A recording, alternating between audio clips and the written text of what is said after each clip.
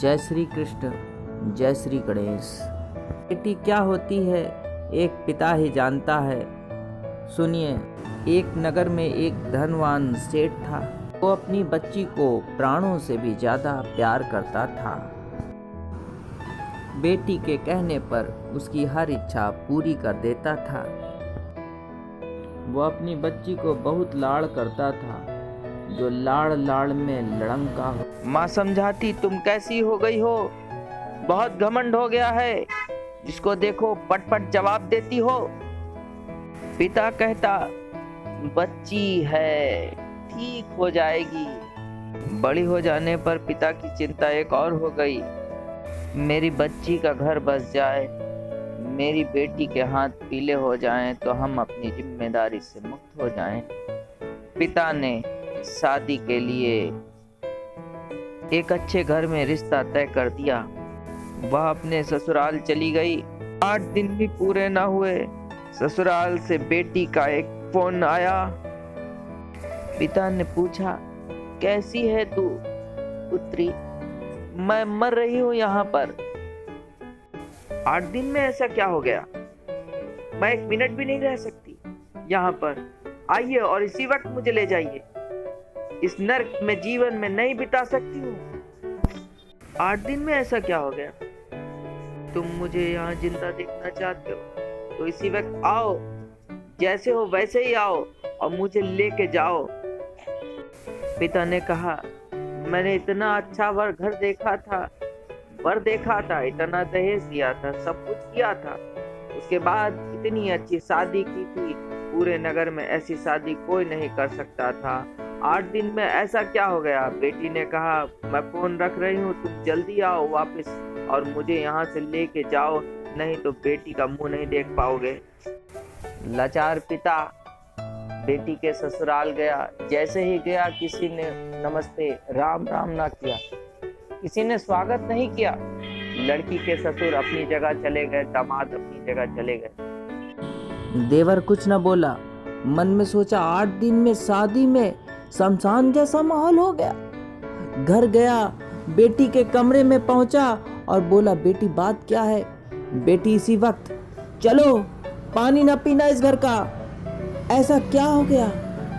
मुझे इसी वक्त चलो, पीहर ले चलो, यहाँ मेरा दम घुट रहा है, मैं एक पल भी नहीं रुक सकती हूँ।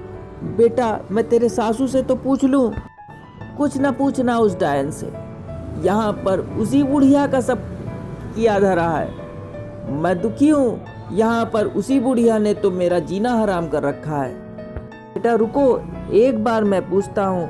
वह गया लड़की की सास के पास, बोला, बहन जी मैं आया हूँ, दिख रहा है मैंने कोई चश्मा नहीं लगाया है, मैं आया हूँ, कौन सा बड़ा कमाल कर दिया। पिता ने कहा, ये कैसा व्यवहार है बहन जी, मैं अपनी बच्ची को ले जाना चाहता हूँ, कल को ले जाना हो तो आज ही ले जाओ, इसी वक्त कैसी लड़की भेजी है तुमने, जीना हराम कर रखा है। इसने 9 बजे सोकर उठती है, कोई काम नहीं करती, सीधा बना बनाया खाना चाहिए, किसी ने कुछ कह दिया तो 1 के 4 सुनाया करती है। ऐसी लड़की दी है, ले जाओ, अपना पैसा ले जाओ, अपना दहेज वापस ले जाओ और अपनी। पिता का सिर झुक गया पुत्री की गलती की वजह से।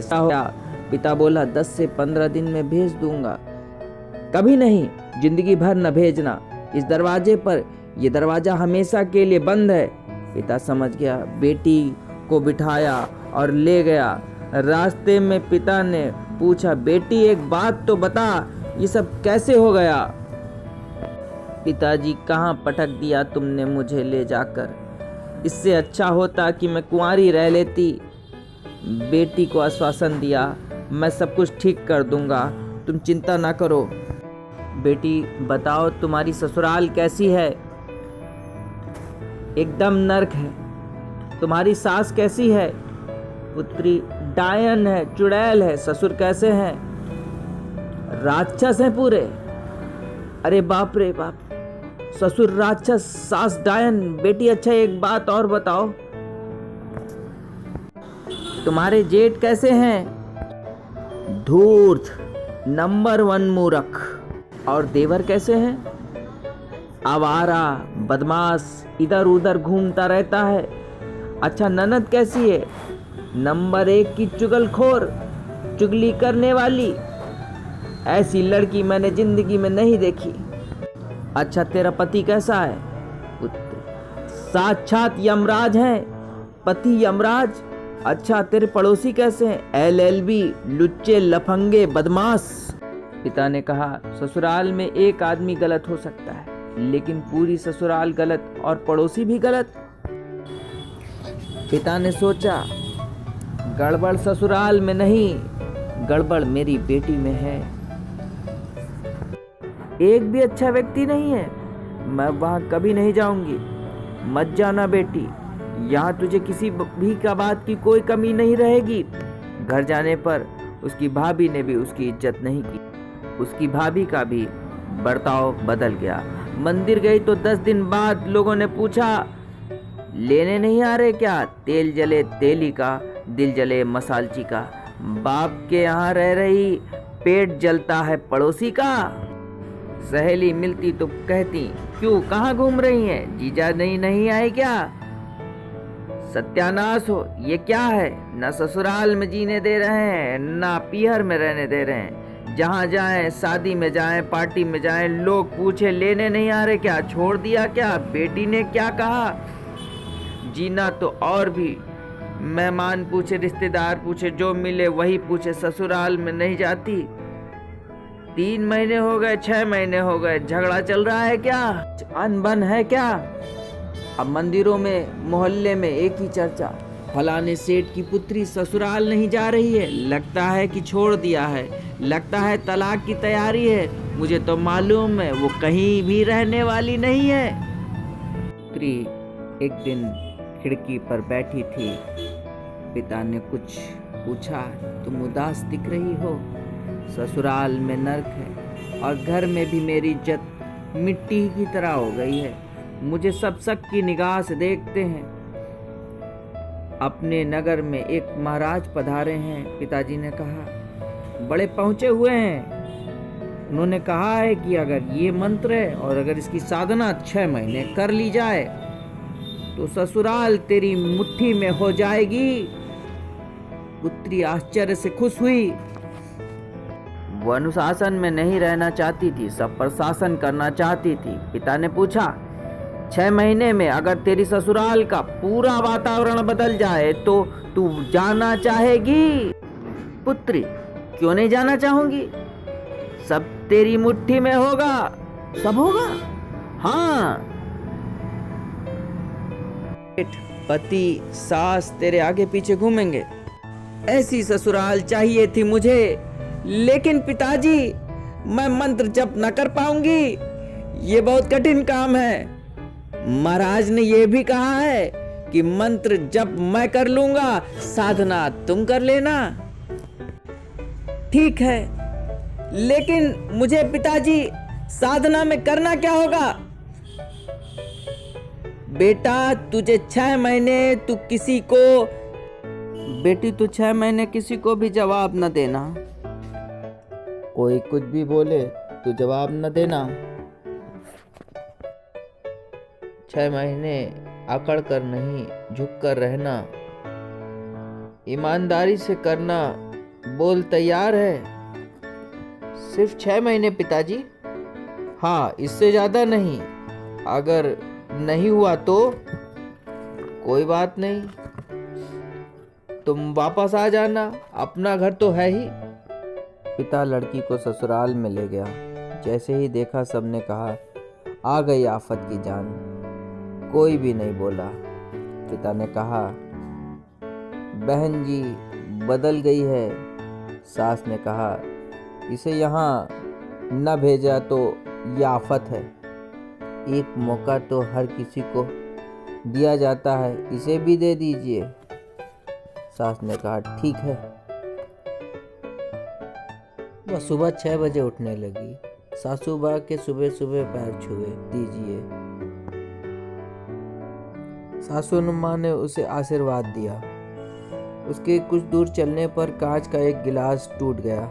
ससुर ने कहा, आते ही उपद्रव शुरू हो गए तेरे।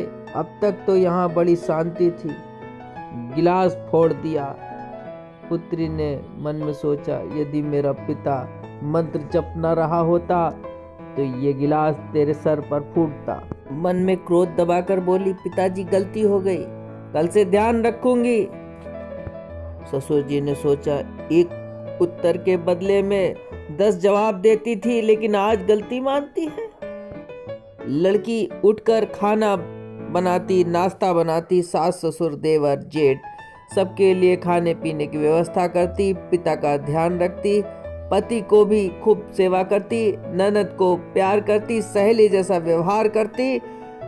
सोचती 6 महीने तो मुझे ये ड्रामा करना ही तो है।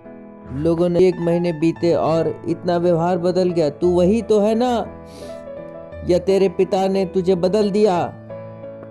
ससुर जी को पिताजी पिताजी कहती, नंद को सहेली जैसा व्यवहार करती। एक दिन सास ने उसे बुलाया और कहा, बहू ये लो चाबी, आज से तुम इस घर का ध्यान रखना, पैसों का लेना देना तुम ही किया करो।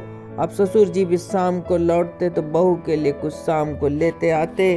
1 महीने में व्यवहार बदल गया, दूसरे महीने में सबके विचार बदल गए। एक दिन रक्षाबंधन में भाई बुलाने के लिए आया तो बहन के पास गया। भाई ने कहा चलो, उसने कहा पहले सासू माँ से तो पूछ लो। भाई ने कहा, ये तू ड्रामा कर रही है या हकीकत का मामला है? तू चुप रह, जा पूछो, जाकर पूछ के तो आ। अम्मा जी दीदी को ले जाऊं? बेटा त्योहार का मामला है इसलिए कुछ कह नहीं सकती हूँ, लेकिन जब से तेरी बहन आई है मेरे घर में स्वर्ग सा माहौल हो गया है। ससुर ने कहा, त्योहार के दूसरे दिन ही उसे यहाँ लेते आना। मेरे बुढ़ापे का तू ही तो एकमात्र सहारा है, तेरे जाने के बाद यहाँ सब सूना हो जाए। ननद उदास हो गई। देवर कहने लगा, भाभी घर जल्दी आना। पिताजी ने भाई उसे घर लेकर आया। पिताजी ने पूछा, तेरी डायन सास कैसी है? पिताजी, उन्हें डायन मत कहना, वो तो मेरी माँ से भी बहुत अच्छी है। और तुम्हारे राक्षस ससुर, अरे तुम्हारे जाने के बाद तो वही तो मेरा ख्याल रखते थे और अपने पिता की भी कभी पूरा न होने देते थे। तुम कैसे बोल रहे हो कि वो राक्षस है? सुनकर पिता ने अपनी पुत्री को अपने हृदय से लगा लिया और प्रसन्न हो गया।